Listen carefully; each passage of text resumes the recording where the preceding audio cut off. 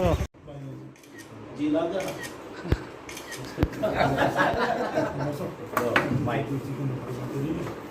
मैं निकल जाऊँ। ये चीज ऐसी है आप क्या करते थे? ध्यान नहीं मन निकल आप लेट हो गए आगे मीटिंग में जाना मैं। अच्छा बहुत बहुत धन्यवाद भाई साहब। ठीक है क्या हाल है? दिनेश कोई बात ना देख लो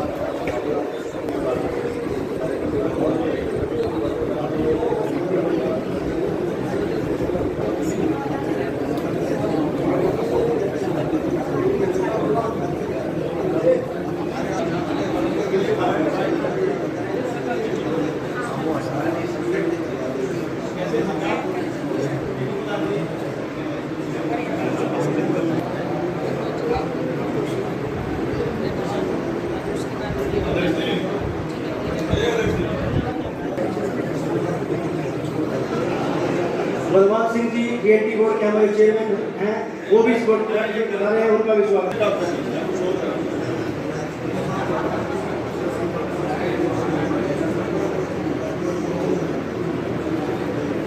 आज रोहतक के अंदर हमारे हेड ऑफिस कार्यालय में भारतीय जनता पार्टी पूरे प्रदेश की एससी मोर्चा की आज प्रदेश कार्यकारिणी की मीटिंग है कि लोकसभा के चुनाव के बाद हमने समीक्षा बैठक की है और विशेष तौर से पूरे देश में एक कांग्रेस पार्टी ने एक जो गलत प्रचार किया, एक विषय आया कि संविधान समाप्त हो जाएगा, आरक्षण समाप्त हो जाएगा, तो कांग्रेस पार्टी ने पूरे प्रदेश में इस बात का दुष्प्रचार किया। इसके लिए इस बात का मानते हैं हमारे समाज के लोग पूरे देश के अंदर, मैं हरियाणा की बात नहीं करता, पूरे देश के अंदर उस भ्रामक प्रचार की वजह से हमारे समाज के लोग गुमराह होकर के वो कांग्रेस के पक्ष में वोट दे गए। लेकिन आज वो पछताते हैं कि जब असलियत सामने आई कि ये गलत उनकी बयानबाजी की वजह से हम शिकार हुए। लोकसभा में इसका नुकसान हुआ है आप लोग मानते हैं, और दूसरा विधानसभा में इसको कैसे कवर कर पाएंगे? इसके लिए आज की हमारी जो मीटिंग जो बुलाई गई है, इसके लिए हमने पूरे प्रदेश के अंदर जो वरिष्ठ लोग हैं उनको डिस्ट्रिक्ट वाइज ड्यूटी लगाएंगे, वो हल्का वाइज ड्यूटी लगाएंगे, हल्का वाइज जिम्मेवार लोग फिर मंडल स्तर तक ड्यूटी लगाएंगे, मंडल स्तर के बूथ स्तर तक जाएंगे, क्योंकि हमारा संगठन पन्ना प्रमुख तक है। हम बूथ स्तर पर जाकर भी इस बात का जो आज राष्ट्रीय प्रदेश कार्यकारिणी की हुई अंदर बैठकर डिस्कस हुआ है, हम बूथ स्तर पर भी हर व्यक्ति के घर में जाकर इस बात को बताएं। इसके लिए क्या देश इस बात को 25 जून 1975 का भूल सकता है? इसमें हजारों लोग 19 महीने जेल में रहे, इसलिए उसको हम काला दिवस के रूप में मनाते थे। आज हमारी पार्टी की तरफ से फैसला हुआ, इसलिए 25 जून जो इमरजेंसी जो इंदिरा गांधी ने लगाई थी उसका देश का कोई नागरिक भूल नहीं सकता। ऐसे है 10 साल तक भूपेंद्र सिंह हुड्डा प्रदेश के मुख्यमंत्री रहे हैं, इसलिए 10 साल तक देश की जनता ने उन्हें कुर्सी से दूर रखा। अब उसको कुर्सी नज़र आ रही है। आज प्रदेश की जनता उसकी यात्रा पे कोई असर पड़ने वाला नहीं है। उनके अपने कार्यकाल में उन्होंने क्या किया कि देश के लोग भूले नहीं हैं। आज जो गरीब आदमी है, जो कोरोना काल में आज 80 करोड़ लोगों को पूरे देश में प्रधानमंत्री राशन दे रहे हैं और अगले 5 साल तक की गारंटी दी है, तो आज गरीब आदमी का जो उनका हक था आज उनको दिया जा रहा है। माननीय नायब सैनी जी हर रोज़ न कोई ऐसा फैसला करते हैं, विशेष तौर से चाहे वो हमारे दुकानदार भाई हैं या गरीब आदमी है, चाहे किसी भी समाज से है, उसको सीधे तौर पर उसको लाभ मिल रहा है। एक लास्ट सवाल, केजरीवाल को जमानत मिली है, किस तरह से देखते हैं? इसके लिए ये सब जुडिस मामला है कि पहले वही केजरीवाल था, तब बयानबाजी करता था आपके सामने।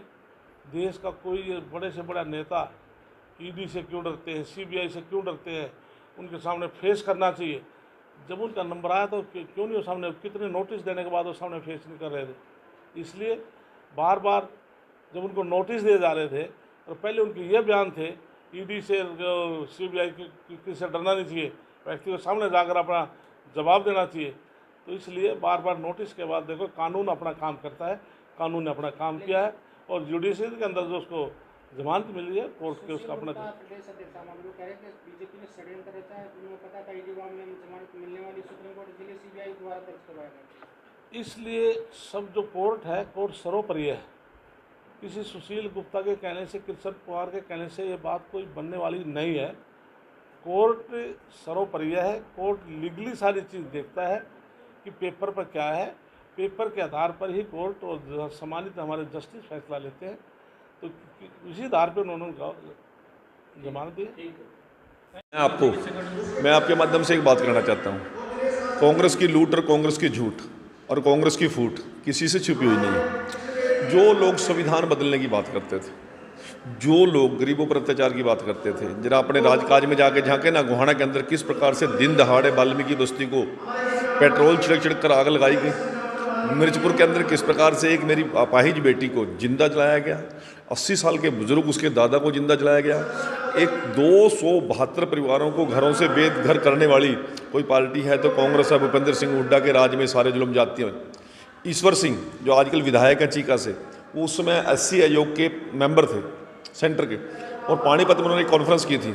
उस कॉन्फ्रेंस में भूपेंद्र हुड्डा जब मुख्यमंत्री थे, उन्होंने बयान दिया था कि सबसे ज़्यादा शेड्यूल कास्ट अधिकारी टर्मिनेट और सस्पेंड यदि हुए हैं तो भूपेंद्र हुड्डा की सरकार में हुए हैं। सारे शेड्यूल कास्ट रिजर्वेशन का यदि किसी ने अनदेखी की तो भूपेंद्र हुड्डा की सरकार ने की, कांग्रेस सरकार ने की। इसका सबसे बड़ा उदाहरण गेस्ट टीचर भर्ती है, जिसके अंदर पूरी तरह शेड्यूल कास्ट रिजर्वेशन का वायलेशन किया गया। In promotion, reservation in promotion यदि किसी ने अनदेखी की तो वो भूपेंद्र सिंह हुड्डा जी की सरकार थी। मैं आप लोगों के माध्यम से बताना चाहता हूँ, 100 गज के प्लाट का बड़ा गुणगान करते हैं भूपेंद्र सिंह हुड्डा। आज तक कितने लोगों को लिस्ट देश के सर्वे कराए ना खुद जाके, किन लोगों को उसने दिया, किन लोगों को मिला। आज तक कब्जे तो हमारी सरकार छुटवा रही है, उनको रजिस्टर तो हमारी सरकार करके दे रही है।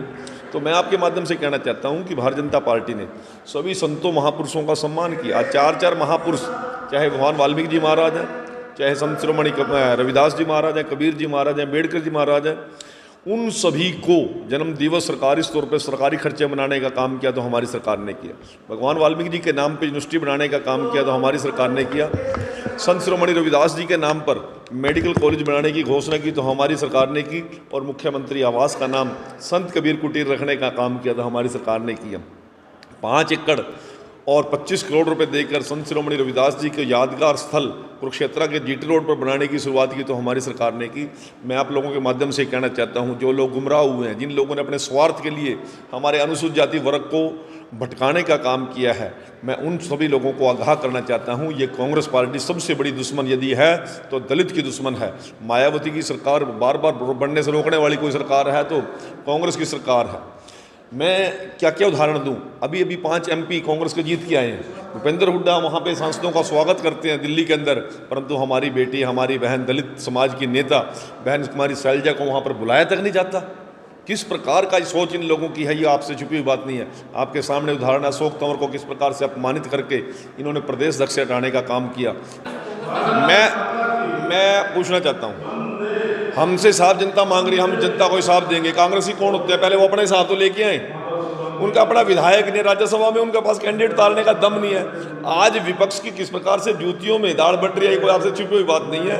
केवल बाप बेटा की पार्टी बन के कांग्रेस रह गई है, जनता की पार्टी नहीं है, गरीबों की पार्टी नहीं है। जिस कांग्रेस के ऊपर लोगों को फख्र हुआ करता था, आज लोगों को कांग्रेस के नाम पर मजबूरी नजर आती है।